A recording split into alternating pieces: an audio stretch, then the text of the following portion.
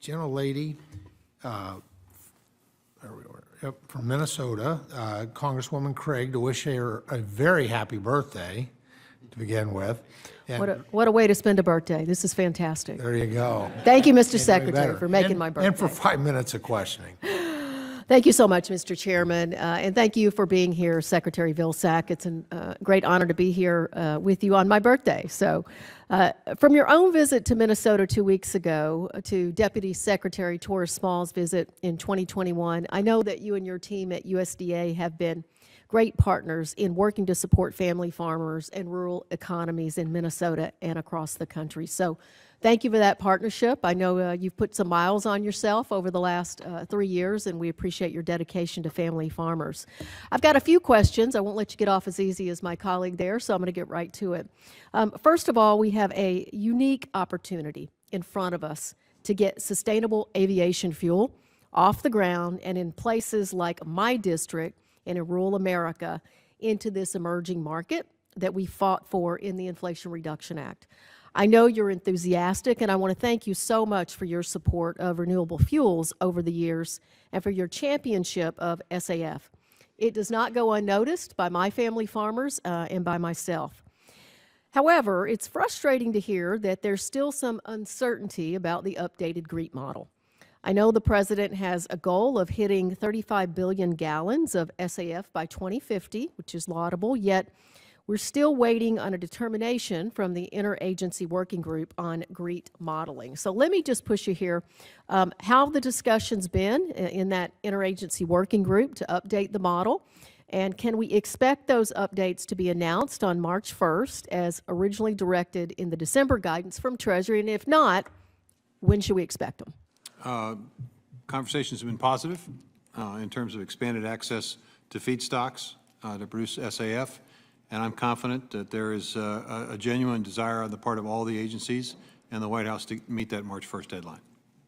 Excellent. That's a great answer. Thank you. I know that you'll see this soon, but I'm leading a bipartisan bicameral letter with 25 of my colleagues on the issue. It'll be sent to members of the working group at the end of the day today. And please know that there are American farmers that have been unable to scale up their production because they're waiting on this guidance, and we certainly are looking forward to it, and hopefully by that March 1st timeline. My second question is about the Grassland Conservation Reserve Program, CRP. We know it is an absolute critical program that supports farmers and the work that they do to sustain the lands that they farm, and thank you for your remarks in your opening statement there. My home state of Minnesota is 8th in the country for the number of acres enrolled and 3rd in annual rental payments for the program. So I know there's an ongoing conversation about turning CRP into a dollar-based program. Given the rising costs of land, how do you foresee this impacting CRP's effectiveness if that happened? You know, what's interesting about the grassland part of the CRP program is we're now at a record level of enrollment. There's a lot of activity and a lot of interest in the grassland, and we've continually seen that each year in terms of the sign-up. There's still robust interest in CRP, and I would anticipate and expect that's going to continue. You know, I think there will be an interesting intersection of climate-smart activities and ecosystem service markets and the potential opportunities for CRP to be integrated into that system. But I think right now we're excited about the opportunities, and we continue to see a lot of interest in it. And you know, we are sensitive to making sure that the rental rates are in a situation where they don't necessarily encourage or discourage the use of productive farmland for productivity and non-productive land for going into CRP. I think I have just enough time to sneak in one more question. I know the Farm Bill is on top of everybody's mind. It's certainly on mine as well, and that American ag is at a crossroads. It's just essential that we continue to improve the farm safety net. What should legislators be keeping in mind as we look to strengthen the farm safety net in the Farm Bill from your perspective, Secretary Vilsack?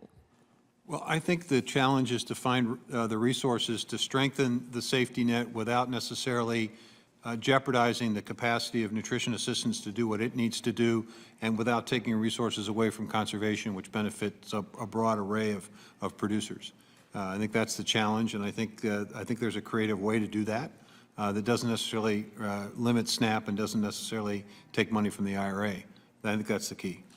I couldn't agree with you more. And with that, Mr. Secretary, thank you, and I yield back. Happy birthday. Thank you.